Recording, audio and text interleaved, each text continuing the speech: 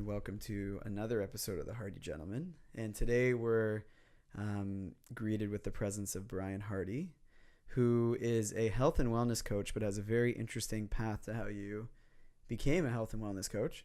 So, Bryan, why don't I get you to explain a little bit about what you do, but also how you got there? Yeah.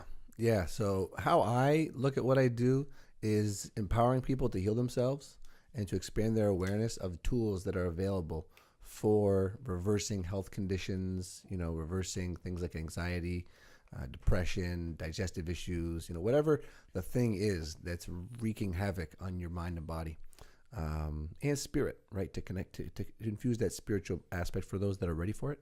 I'm a guide. So I can share what's worked for me. I can do that in an experiential way, which is how I like to work, right? I'm a hands-on health coach, I would say. And to create those embodied experiences of wellness and of enhanced awareness is that's really what gets me going.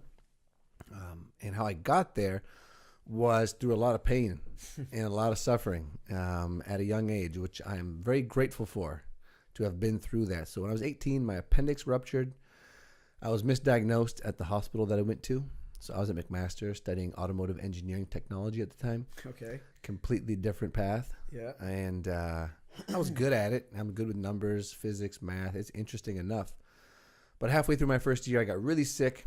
And I realized later it was just the culmination of years of eating the wrong stuff and just not taking care of my body in a good way. Being constipated since I was like a little kid and thinking that was normal. And so my appendix got really inflamed and ended up bursting. And like I said, I was misdiagnosed at the first hospital I went to. So that festered. Misdiagnosed after they dosed me with morphine and Tylenol 3s and then said, it did an x-ray on my gut and said, you have a flu, go sleep it off. And so I'm glad I didn't do that. But so by the time they opened me up, lots of infection. That set me on. I mean, they saved my life, right? And I always say this, modern medicine kept me alive, but they could not teach me how to be well. And so they saved my life with that surgery and with the antibiotics and everything that I was on, but that set me up for, a lot of gut issues a year later because I didn't change my diet. I didn't change anything. I didn't know I was supposed to change things because they said, yeah, this kind of thing just happens. Like you didn't cause this. It's kind of genetic, right? So they didn't give you any recommendations on what to do after? They said just eat enough protein, and if the superficiality of the scar bothers you, then there's this stuff called bio oil that you can rub on it, which I did, only to find that it's like mineral oil is like the second ingredient, which is a carcinogen. And it actually, I grew a mole in like a week of using this shit. So I'm not going to use that anymore. But that's all they said, literally. Hold on, so mineral oil, which sounds completely fine, is not good for you. Apparently not. I'm pretty sure it was mineral oil. And if you look up on the Skin Deep website, the Environmental Working Group database of toxic personal care stuff, I looked up bio oil on there. And it was like, boom, it was like moderate severity. And I'm pretty sure it was mineral oil, which is petroleum based, was classified as a carcinogen. So here they are telling me to rub cancer-causing stuff on my newly healed scar. So that was the beginning of disillusionment with the medical establishment and starting to take things into my own hands. But yeah, they didn't really teach me how to prevent adhesions from becoming a big issue, which they did a year later. And I started having small bowel obstructions. So literally like your intestines being like a hose that kinks and nothing gets through. And it is excruciating. And the only thing they have to offer for that is more surgery. And scar tissue is what creates adhesions in the first place. So I'm like, that doesn't fucking work. That's going to make the problem worse. So I took a massage-based approach and found some people down in the States that specialize in this. And they taught me all about fascia and scar tissue and how to unwind that. And so that's actually a pretty big part of my practice now is working with people with injuries to do deep releasing of the fascia and breaking down of the scar tissue. And I just love it. I mean, that really sparked a love for the body that has stuck with me. So whenever I can get my hands on somebody and really dig into there and move what's stuck in the tissues, it's just a great experience. So Do you find that most people have some sort of scar tissue somewhere? Like, do you need a severe injury to have it, or is it something that's more common than not? It's incredibly common because every day our body is laying down like microscopic layers of fascia and connective tissue. And that's often why in the morning when you wake up, you'll feel a little stiff. I mean, you are also dehydrated a bit from sleeping and breathing off of the water. But as you sleep and your body repairs itself, it lays down new layers of fascia to reinforce your structure. And so you see people that are in their like older years that are hunched over and they have like a big lump on the back. And that's years and years of poor posture being reinforced with new layers of connective tissue. The minute you said that, I was like, hold on, shoulders back. Yeah. Yeah, no, it's a good cue. And so any position that you're holding yourself in, your body's going to reinforce that, right? And unless you go in and loosen up the fascia and or break down the tissue, because scar tissue is just sort of, unorganized collagen, material that works for keeping us safe in the moment and recovering from an injury, but then doesn't allow that flexibility and motility and range of motion that we want, assuming we want to have full range of motion. And so we have to get in there and sort of break it down. But so like you said, people who haven't had real bad injuries, any trauma, whether it's you bump your hip or you're sitting in traffic, this is like a slow sort of drip trauma, right? People sitting in traffic with their heads hunched forward and their core turned off and just, reinforcing the dysfunction. So that's everybody. Yeah, probably have some trauma you can get rid of. But I think we need to take a second to recognize your great podcasting voice, late night radio voice. So we've known each other for quite a long time. Like, I think I first met you probably around 4 years ago. Something like that. I'm trying to pin down where it I know. Been. I feel like you've been in, like, we've always been around each other, but I'm trying to, like, I think maybe it was Tub. Yeah. Maybe. Yeah. And then through the Living Proof groups, but I don't remember exactly. But we just reconnected recently at one of our friends' weddings. And I didn't realize you were doing this, but you really sparked my interest by saying you lived 5 months in the jungle, 6 months in, how long was it? 5 months in the Amazon. And you did, I know you said you can't exactly count how many, but somewhere around 50 ayahuasca journeys. I think just shy of 50 ceremonies that I sat in and drank. And I always like to say, I don't recommend that much to anyone in that period of time. And they were not, each one of those was not like a crazy, profound, super powerful journey. The medicine was on the weaker side, I would say, for most of those. There were a few that were more like, holy shit, like, accessing various dimensions of reality and so forth. But lots of cleansing, lots of physical cleansing through that time, which again, I don't recommend that much. But the experience definitely informed me in many ways and connected me to the greater sort of earth family of plants and plant teachers and plant spirits and indigenous knowledge and wisdom, and to find a place of integration and community within the craziness of our world, right? Coming from like a industrialized modern society and going and living with jungle people essentially. That must have been such a trip. It was the contrast, right? The contrast, which I didn't fully appreciate until I got back. Okay, yeah. So when you got there, was it just like a quick, maybe not a quick, but like it was a slow to quick adaptation? Like it might have taken you a bit of time, but you didn't realize. And then when you came back, that's where the bigger stark difference was? Yeah, because I'm, at my heart, I'm like a nature-loving hippie. And so... the hair doesn't give it away. And so getting there... and being, no TV, no internet, none of that stuff, it was pretty easy to let that stuff go, and to adapt to life like that, to really slow down the pace of life to what felt a lot more human. Did you miss anything? Like, was there anything that you really missed when you got there? Well, not as soon as I got there, but I began to fantasize about my blender. That was the one piece of tech. Not your cell phone, not a car, not TV, not the internet, a blender. Blender. Because when you're in the Amazon, you have such abundance of fresh fruit, ripe, fresh fruit. But we couldn't make smoothies.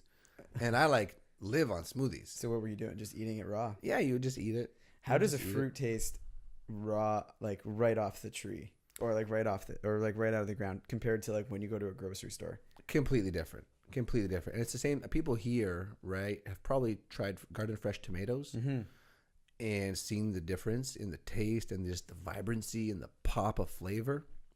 Same thing with things like bananas and pineapples, mangoes, any tropical fruit that we're used to here, which is just always picked unripened and then artificially ripened and preserved and shipped across the planet. So like the best banana I've ever had in my life was a fresh off the tree red banana.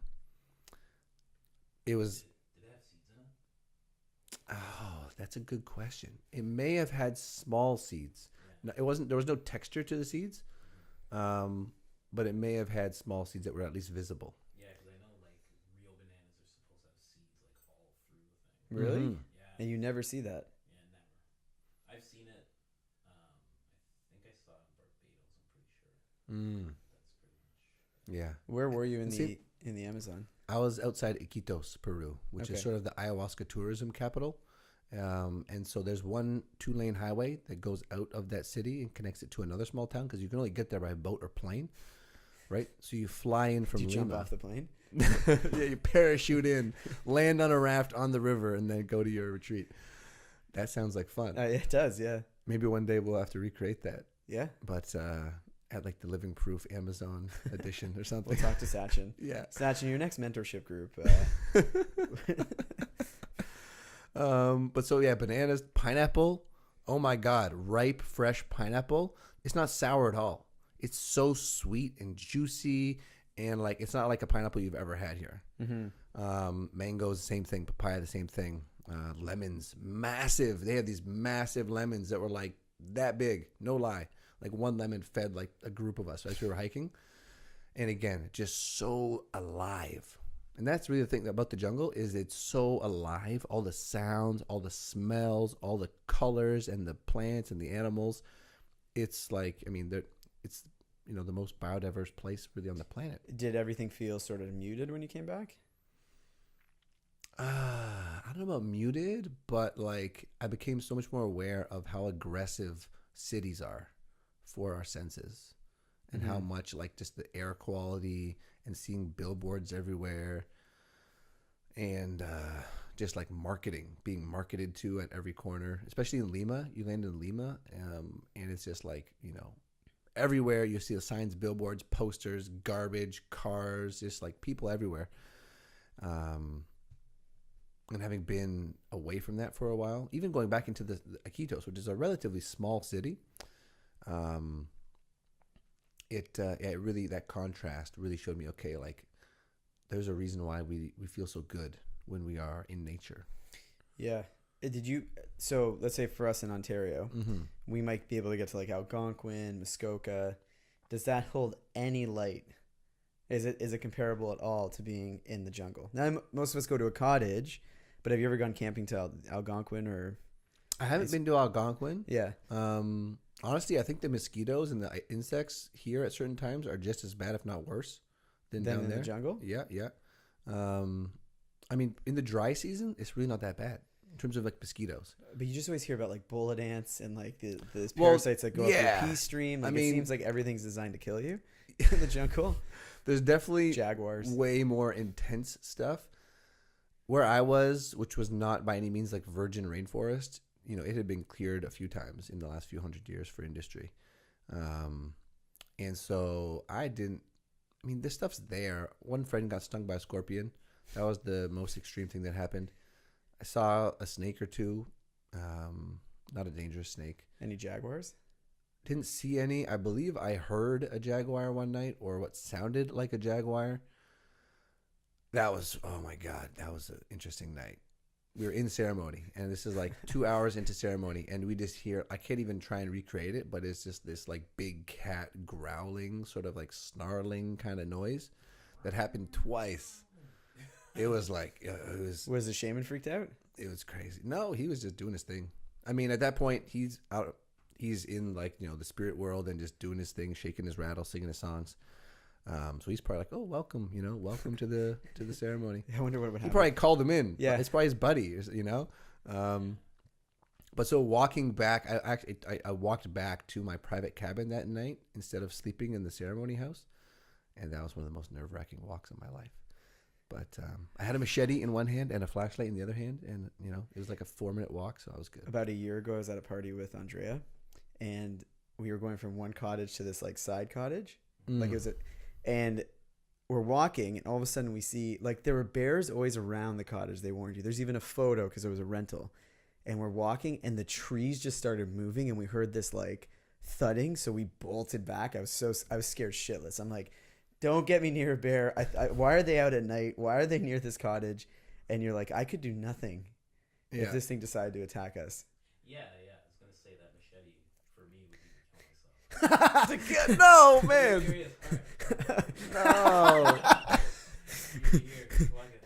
No. Did they train you how to use the machete? You remember that movie Machete? I do remember that movie. Are you as good as him with a machete? I mean, they didn't really train me. They just sort of gave it to me and, you know, made sure it was sharp enough. If there's a tiger or a jaguar, I don't know if they don't have tigers in the Amazon, but if there's a jaguar, here you go. Yeah. Anaconda. I don't even know if it was for that. I don't even know if it was for that. It was more so for, like, you know, you can, like, you know, help us clear brush and like here's how you the cut jungle. the giant lemons. Yeah. Here's some machete. Yeah, exactly. Hey, if I just ask quickly, why did you go to the jungle for 5 months? Yeah. The confluence of factors that came together for that were disillusionment with my education, right? So I finished 2 years of that automotive engineering program and then decided to switch into health. So I did a year of, like, environmental and life sciences at McMaster. And that program's hard, right? The automotive engineering to get into and to maintain it. It wasn't I mean, you needed like an 80 plus average, like coming out of high school. I think I had like an 84 or something like that. I was a good student. It was a lot of work. It was like, you know, 30 something course hours plus labs plus assignments. So it's a heavy load. Mm-hmm. So I did 2 years of that and was like, fuck this. I'm not going to, you know, sit on a computer and design cars for a living. As cool and interesting as that might be, I just can't do it. So I did earth environmental life sci, sort of pre-med, thinking about like naturopathic medicine, chiropractic medicine, that sort of a path. But then I'm looking at that and I'm like, okay, I got 7 more years of full-time school and like $100,000 or $2,000 of debt before I can even start a career if I do this path. So that didn't sit right either. And at the time, I was a big fan of Joe Rogan's podcast. Mm-hmm. His podcast got me through a lot of darkness at my lowest point and introduced me to so many people who have become sort of virtual mentors and teachers. And so I'd seen DMT, the spirit molecule, and that was fascinating because I'd had experiences with cannabis and salvia and later mushrooms to start exploring that realm, all of which were very connecting and very like awakening and just, you know, helped me to have a bigger view of the world and what's possible and how this whole thing works. And then I'd seen Aubrey Marcus on his podcast talking about his experience with ayahuasca and how profound that had been. So all these things were coming together, right? And at that point, I was pretty much idolizing these people, right? Mm-hmm. They were like, you know, like I'm down here, they're up here. It's like so cool. I want to be like those guys. And then a friend of mine from middle school and high school had actually been down and stayed in the Amazon and done like 2 weeks or a month of retreating and work down there. So you're like, I got to beat him. I got to do 5. Not even that. It wasn't even that. I was on the website of the place he had been to, which is now known as Luz de Lupuna. Mm-hmm. Lupuna is a tree, so light of Lupuna. I was on the website and looking at the options, and I saw they had apprenticeship programs. So they had a 6-month apprenticeship program. That was my intention, was the 6 months. It kind of broke down because the management and the shaman had issues, and it got kind of messy. So I left after 5, but it was literally, I was during midterms, so not a good time necessarily to make decisions about your future when you're like trying to escape school. Although I don't regret anything, but during midterms, so I'm like studying and I'm like 7 more years of school. This is fucking, you know, I'm done with this. They're teaching me stuff I don't really care about. Here's this other side that's like adventure and travel and like all these things that are really true to my core nature that I hadn't been able to express taking the traditional educational path. So I saw that. I saw, 6 months. I'm like, okay, that's what I'm doing. And it was literally that. It was talking to him, hearing a good experience, having these people whose opinions and perspectives I really appreciated were very supportive, and then wanting to take time off and knowing that my parents would be supportive if I was going with structure and was going to learn something and was going to, embrace some sort of a program. If I was just going to say I'm going to take a year off and just like travel freely, I don't think I would have got the same support in a sense. So all those things kind of came together to where I'm like, why not? Why not? I'm young. You can always do other things later. Why not go and have this deep dive? I think we need to also clear up one thing, because I know all of us in this room know what ayahuasca is, but there might be people listening who don't. So what is ayahuasca? Yeah, so ayahuasca itself is a vine. Mm-hmm. It's what this is right here. This is a cross section of that vine.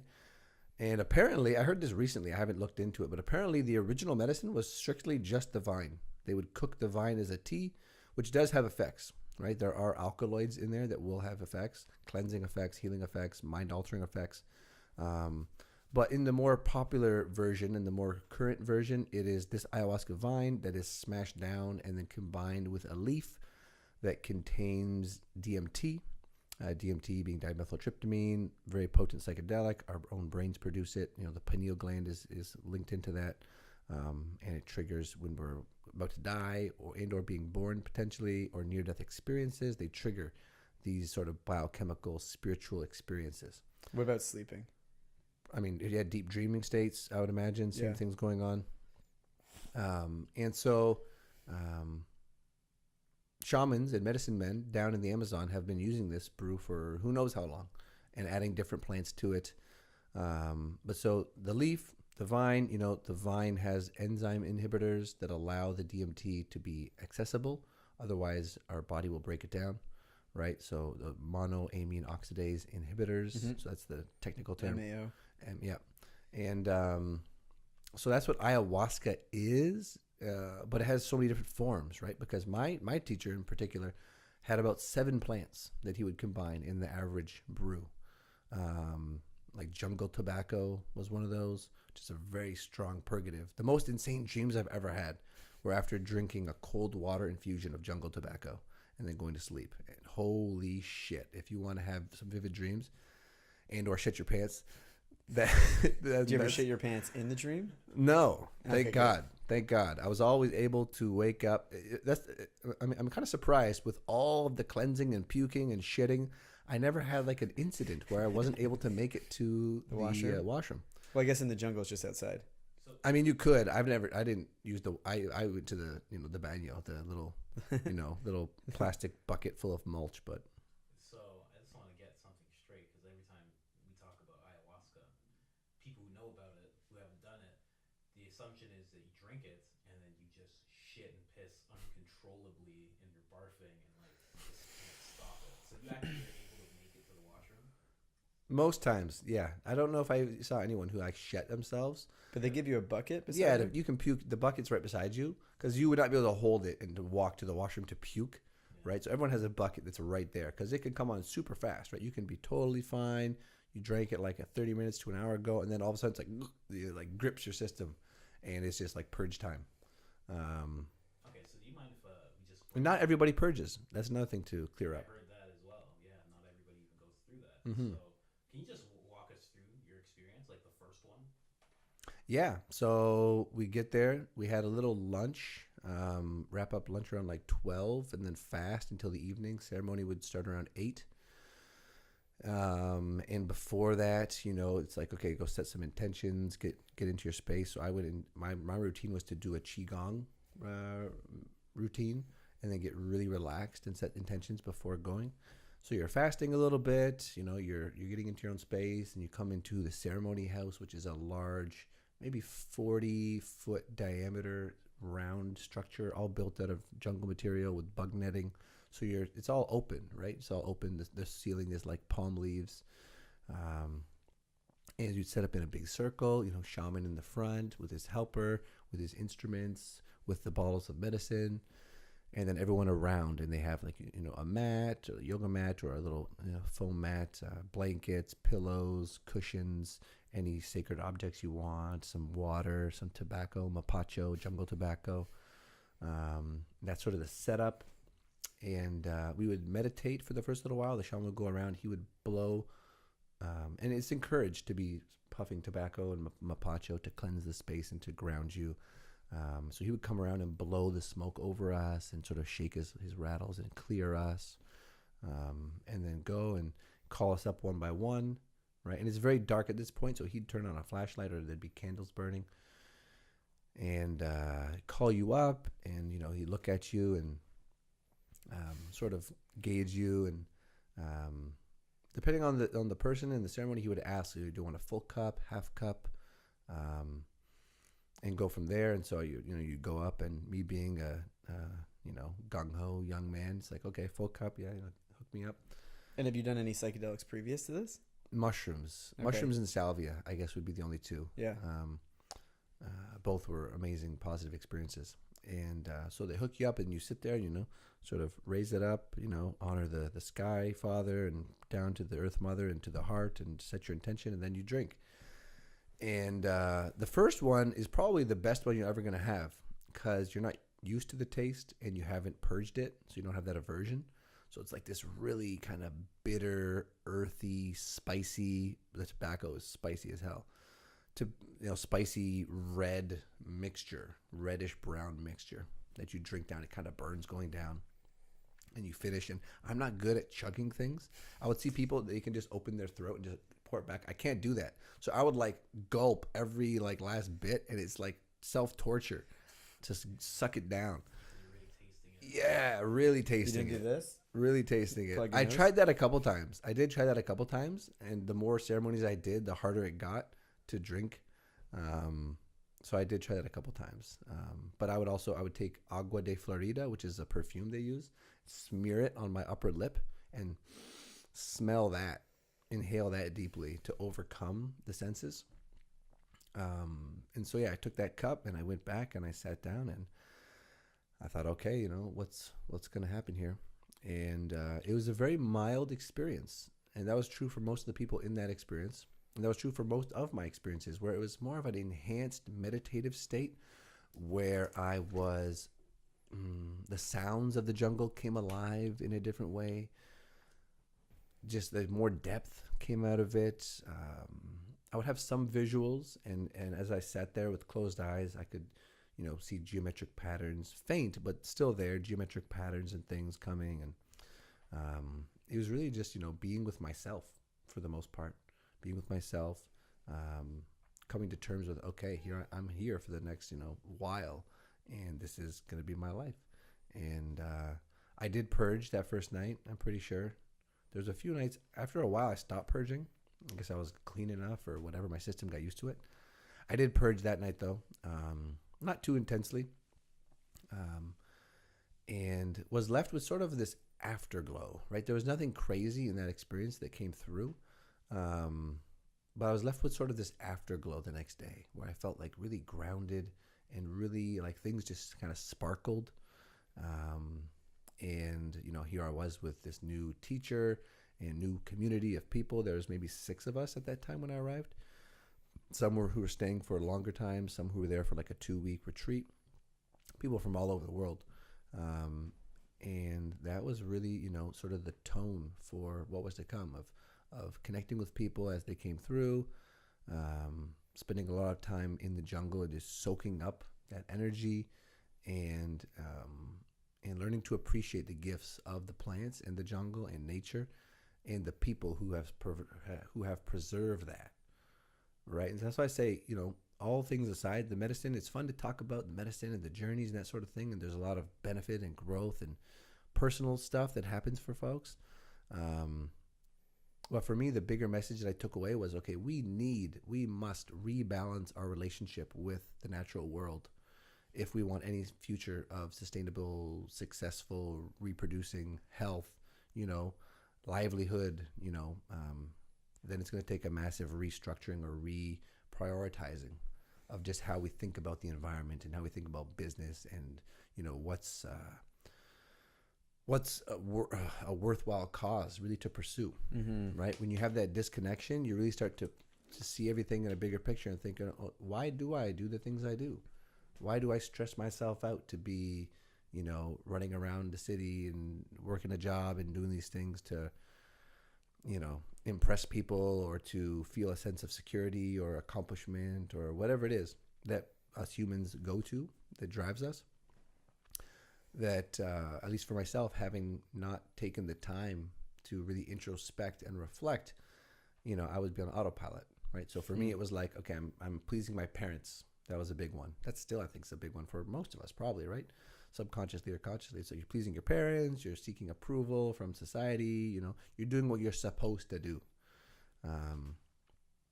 which is oftentimes not in alignment with what I perceive to be, you know, your divine purpose, like why you're actually here, right? Why were you brought onto the planet at this time? Like, what's the gift? What's the gift? What's the medicine, as they would say, that you have to share that is uniquely yours?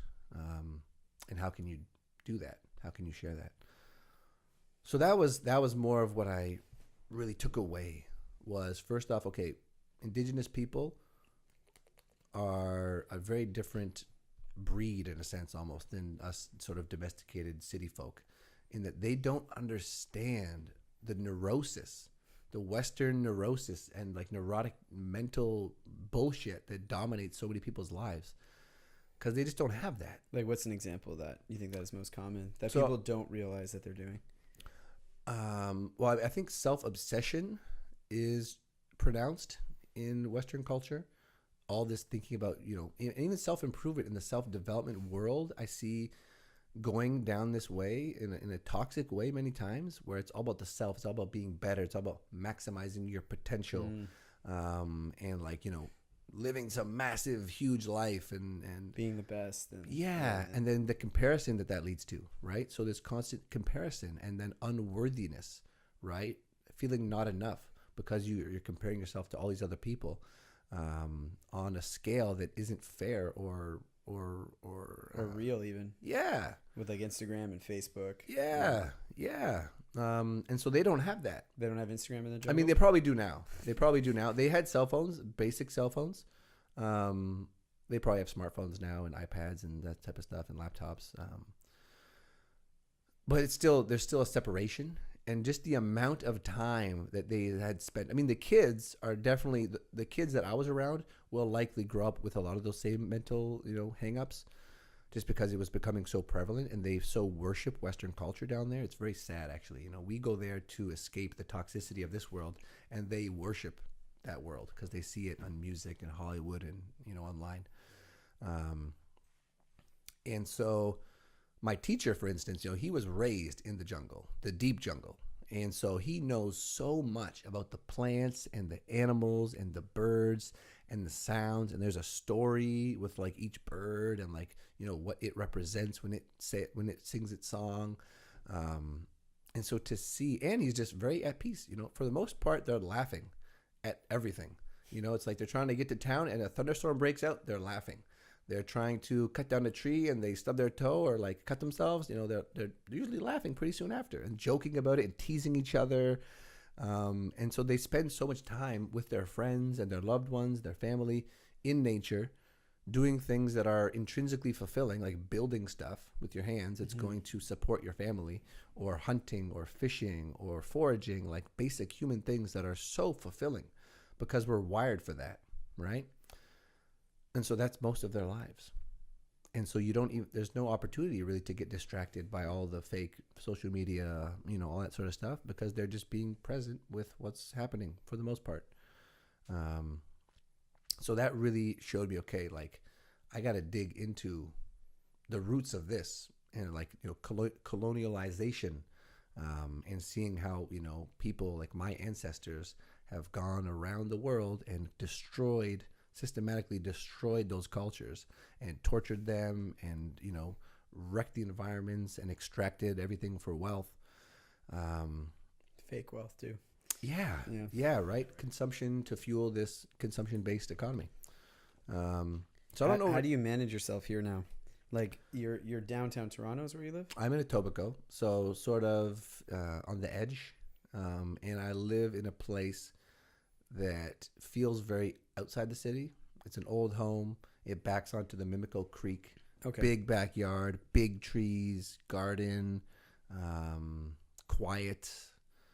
So that's where I am now. Right, when I first came back, I was living in Brampton. I was up at my parents' place in Brampton. Then I moved downtown and lived downtown for 2.5 years. I love aspects of the city, but it's just, again, the sensory overload and the inability to get deep, restful sleep many times.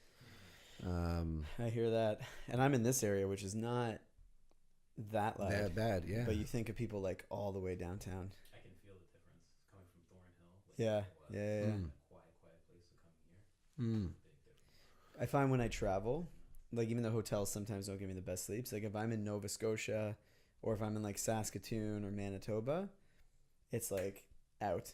I get this like sleep because even their bigger cities it's a quieter area. Like they don't have a crazy nightlife in these places, and you're not far away from nature. But then here in the city, I'm finding it harder and harder to come back. Get out of here. I want to move to South America. That's what I want to do. I mean, that's my winter plan, is to have a winter. Let's do it together, Well, guys. we're Canadian, so you're going to be there 9 months out of the year pretty much. No, you got to come back there. You got to come back here.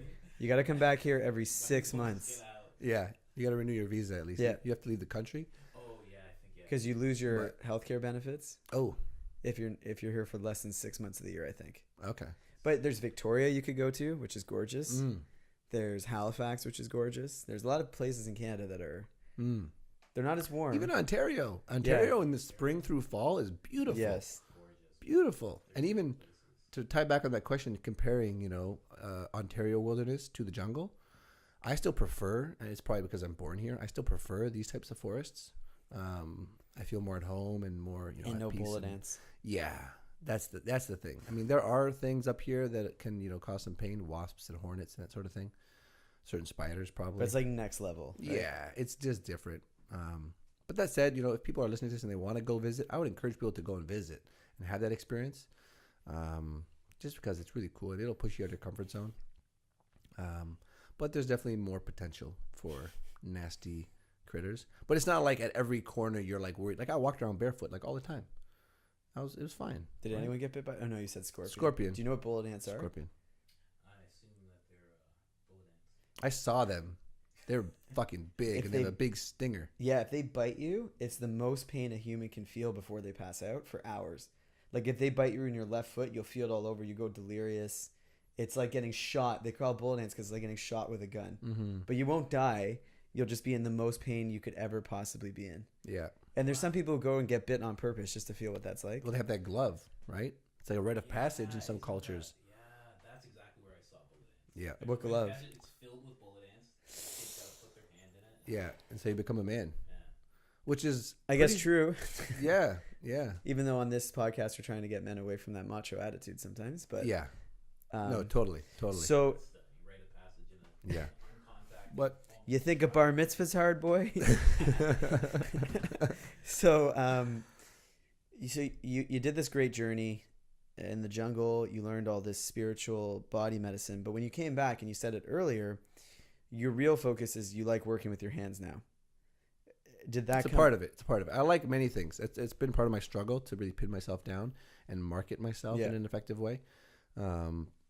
Because, depending on the person, you need to take a different approach, right? If you're truly going to have a holistic approach to healing, it can be everything from just listening to someone talk to working on the body to suggesting a few herbs, right? Or taking them on a walk or doing some breath work, right? Mm-hmm. There's so many different tools that will be called upon. But definitely the hands-on stuff I think is invaluable, particularly in a culture where we're starved for touch. People are just not being touched enough, right? They're not being hugged enough. They're not being touched enough.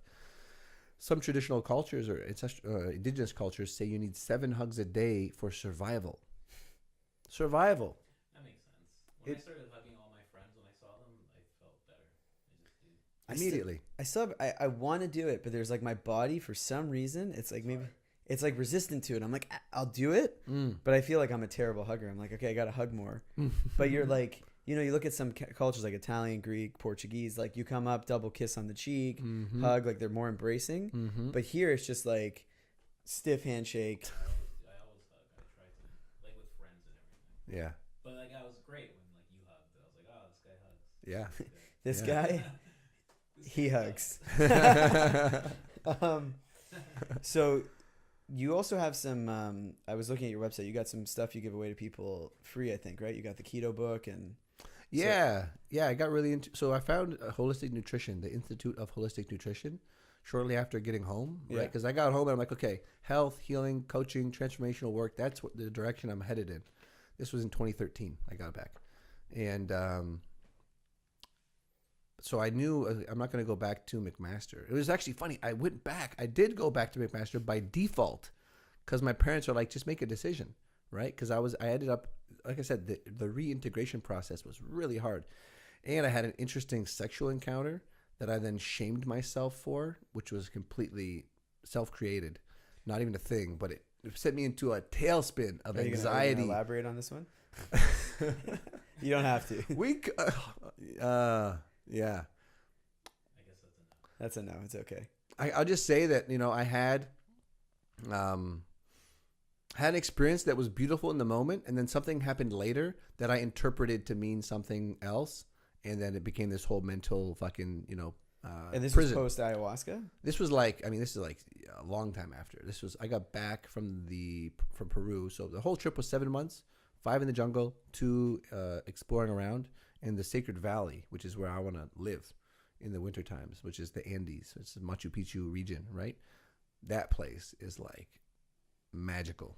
So magical. No bugs, beautiful mountains. I love mountains. I'm more of a mountain kind of guy. Mountains and forest is like my thing. Especially there. Jaguars though. No jaguars. No.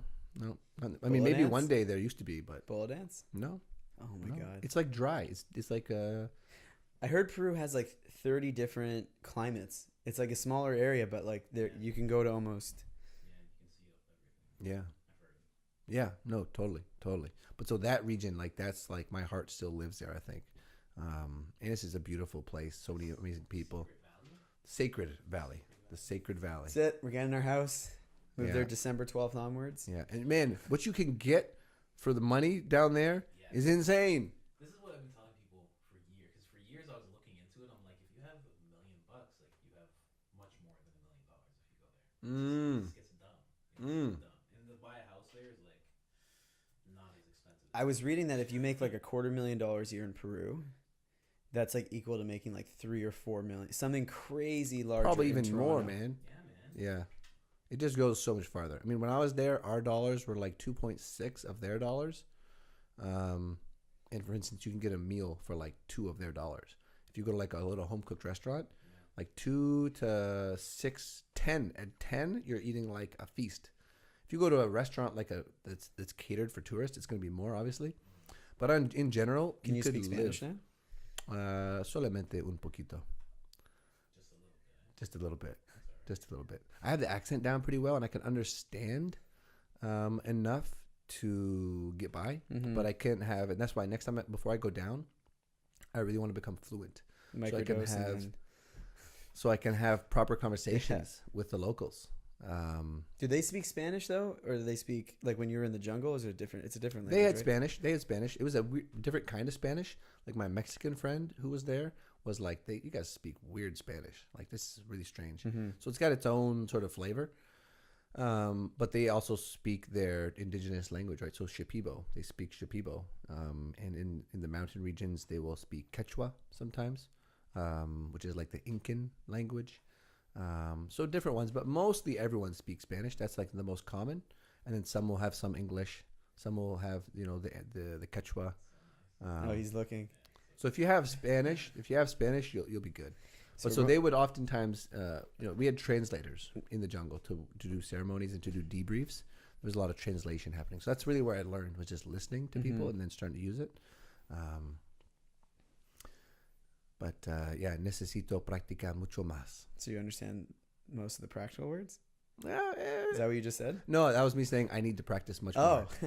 Necesito, right? I need to practicar mucho más. No, it actually sounds good to me. I can't speak any Spanish. Yeah. Un poquito español, right? Un poquito habla as, I don't know, whatever. Yeah. I understand it. I can't see it. Yeah. Studying because I really want to get over there. Yeah. Well, let's make I've been looking for like a Spanish study group, accountability group for like a long Let's time. do it. We need people. Let's do it. We set a time and it's like we have lunch and we can only speak Spanish. And we have only Spanish food. Powers assemble. Colin. Boom. Okay. And It's on camera. We're gonna doing make it it. happen. By this winter, let's all have our Spanish game be. I want to do Russian, but I doubt you guys want to learn Russian. Not at this point in my life.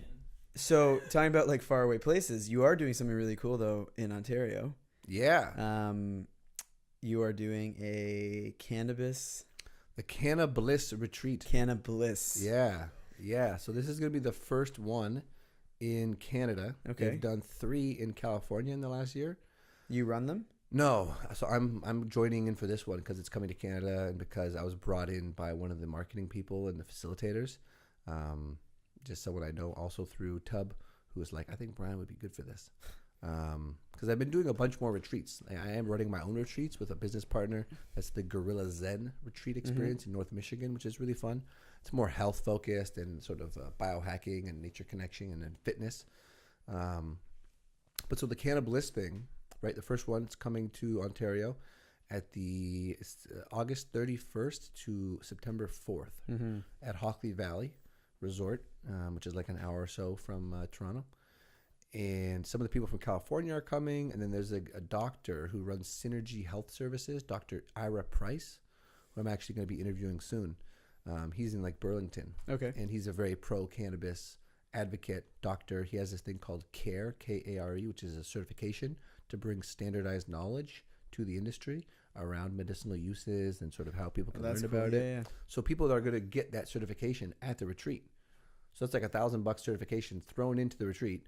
Plus, you're going to have workshops. You're going to have yoga. You're going to have movement. You're going to have hiking, nature connection. People can get massages. All Like of it. CBD massages, like with the oil. Yeah, man. I mean, yeah. So is it? I know That'll we're be legal my in piece, Canada. probably. It's not legal. What is it? It's not legal. I mean, CBD or cannabis? Cannabis. It's medically illegal. It's now October? They pushed it back. But or I think something? it's like you're fine at this point. Right? Yeah, I mean, yeah. Unless you're like doing a massive grow up and selling, millions of dollars or thousands of moving a lot on the black market, I don't see you're gonna get harassed. I got a license anyways, medical marijuana license. Yeah, no, me too. So I think, Colin, I think we're going to cannabis. So you can just bring your medicine. They wanted it to be legal. That's why they did it for that date, because it was supposed to be July 1st, right? So they wanted it to be legal so they could have like a open vape bar type of thing. You can just come. They can provide it all. It'd be amazing. Unfortunately, that's not the case. So people have to bring their own stuff. Is probably what will happen. Yeah. But it's going to be amazing.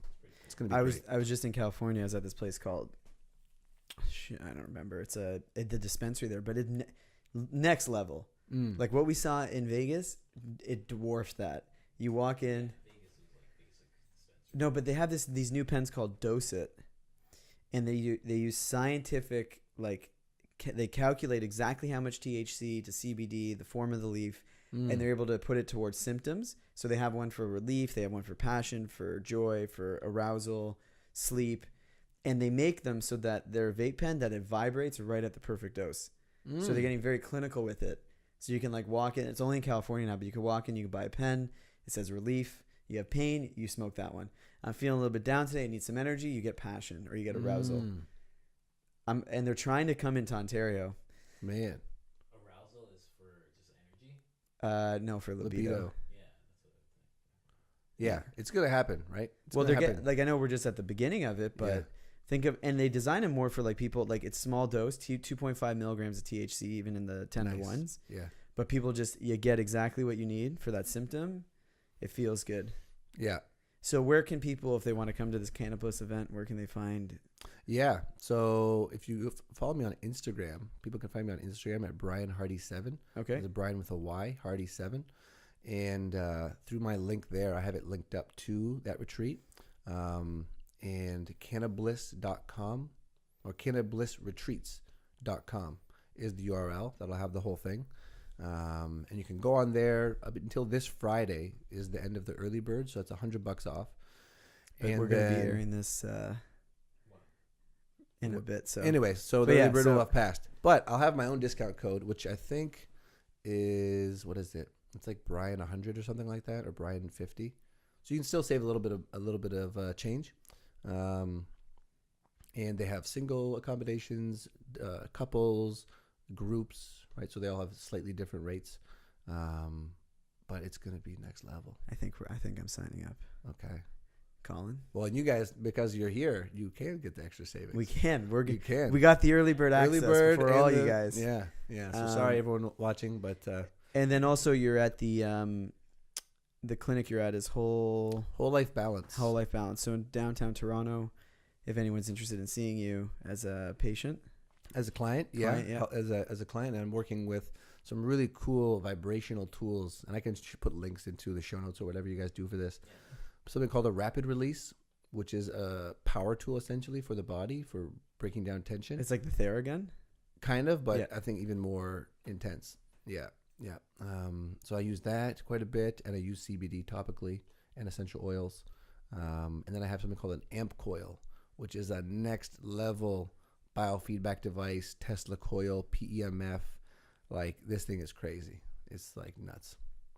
So, and I just do, lifestyle and nutrition. And I do lifestyle and nutrition coaching as well. So people that, they need a diet overhaul, we can talk about that as well. But people that want to like upgrade their whole being, which is what I like to do, right? Integrative experiences.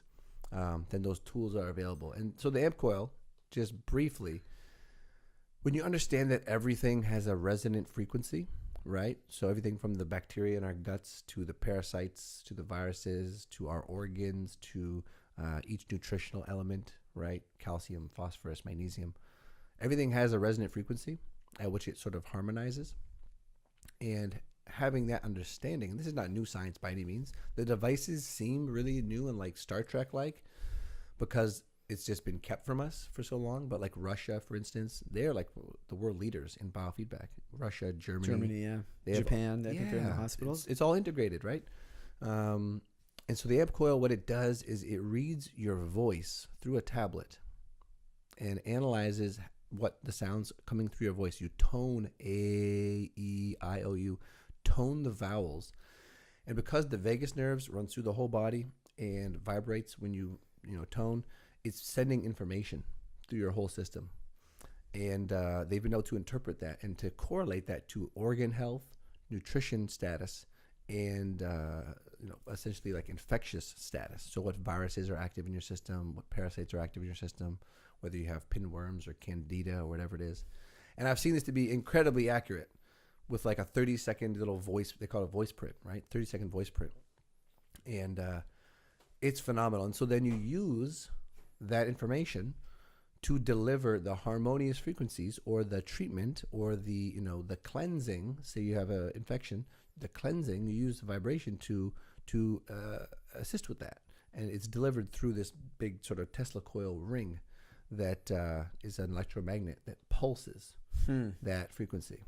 I think we need to try that one out. Yeah, that sounds insane. Tesla. You guys got to come to my spot sometime. Done. And just, Let's go right now. We'll make a day of it. Sense because like in meditation they say to do certain like sounds and it'll help you resonate certain ways, certain chakras and stuff like that. Well, we keep hearing the same thing on this podcast. Like there's health that you have to take care of, like by eating the right diet, taking the right nutrients. But then there's more people being like, yeah, there's this other world that we're becoming more open to, where the real not that the other healing can't happen like the other way, but that's where like the deep-seated healing, the new stuff, which is actually very old. exactly. Right? You think Tesla. about like the pyramids and like these ancient practices and sound chambers. I'm sure. Tibetan bowls. Yeah, ancient, right? So now rebirthed sort of into the modern age, which is really fun to be That's a part cool. of. Tesla. Guy was an alien. Yeah, definitely. He was. I just watched a documentary on him. Yeah, he was an interesting dude. Yeah. Well, thank you for that. It was a real pleasure. And we hope to have you back on here, that's for sure. And we're going to come to this Cannabis event. We should do a post-Cannabis podcast. We could do it from up there. I'm also probably going to be the host and or lead panels. And or, I mean, you guys got a setup. Fuck, you guys can bring your setup and be like the official podcasters for the event. This done. Yeah. Yeah. I like that idea. Seed planted. Well, I'll circle back with the operations lady. Cool. But yeah, because I wanted to capture because there's gonna be so many cool people up there, right? Yeah. Why not just bang through a ton And of Colin's interviews? actually also a professional videographer. Well, yeah, and interviewer. I almost have more Okay. experience interviewing people now than doing videography. Yeah. Wow. Yeah. Because I do my own interview show where I interview people on creativity. Okay. Talking about creativity and the creative path. And Okay. how they decided to go there. Cool. Yeah, so I'm trying to get into the psyche of creative, basically. It's called The process. The Process. The process. I like it. Yeah. I like it. Yeah. Yeah. Well, thank you very much. This has been great, man. Yeah, we'll talk soon. Mm-hmm. Thanks for having me. Peace out, Peace. everyone. Be well.